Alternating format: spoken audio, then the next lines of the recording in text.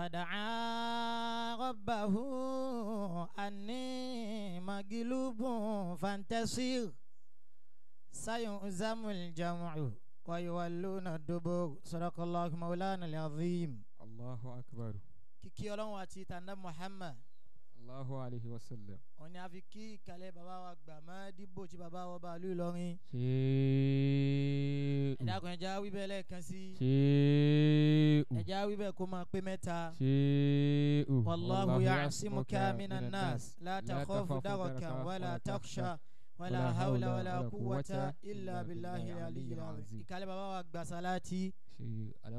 Olúwa kó jẹ́ ká rí ń pẹ́ títí àwọn bàbá méjèèjì náà ni a fi kí gbogbo òjòkó torí àsìkò. Salamullahi alaykum wa rahmatullahi wa barakatuhu. Wa alaykum assalam wa rahmatullahi wa barakatuhu.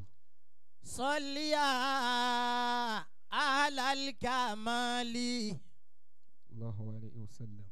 Linnabi bayili jamali mani awa kullalima ali Qadiru mazala ali ya Muhammadu. Allahu alayhi wa sallam. Ya Muhammadu ya Habibi.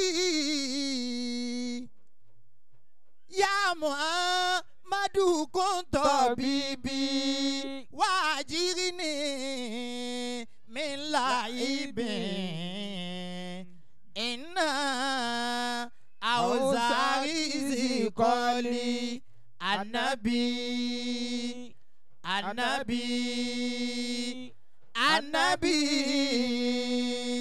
Annabi Annabi Annabi Muhammadu Muhammadu al-Mustafa Aulahu Maulahu Kullal Atoya Wa'adinahu Wa'aginahu Qadin Sofa al-Mustafa Mi Mustafa wa Sofa Thani Mustafa wa Sofa min ajili kuriba Maulaya salli wa sallim daiman abada ala habibika khairil khaliqi kulli amin tadhakuri rani bizi salamin mansaji tadamu hajara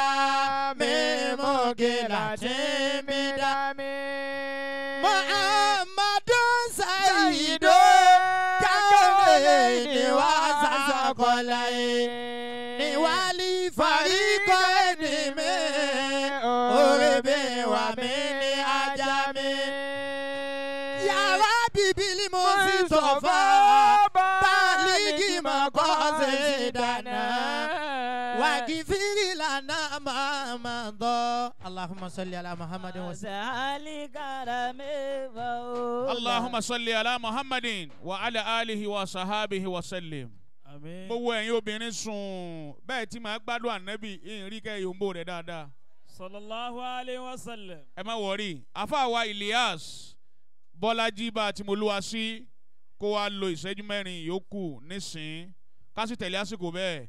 Gbogbo wa náà ní kájọ mọ Yorùbá Ànábì ká sì máa yẹ ẹ sí ká Yorùbá Ànábì kó lókè dáadáa. Sallallahu alayhi wa sallam.